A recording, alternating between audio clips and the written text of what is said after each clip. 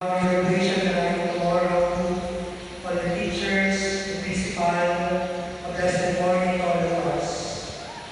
Congratulations sa inyong lahat na nag-graduate bukas. Sa lahat na makakakyan patungo sa next chapter ng inyong pag-aaral. At sigurado ako maraming tao ang mag-congratulate sa inyo pagdating sa graduation. At deserve ninyong i-congratulate kayo dahil sa mga pinagdaanan hirap, sa pag-aaral, sa pagsusunod ng kilay para makapasa sa exam, sa walang tulong na pag-review, at ngayon nga, inaabot nyo ang inyong tagumpay sa pag-graduate nyo sa senior high.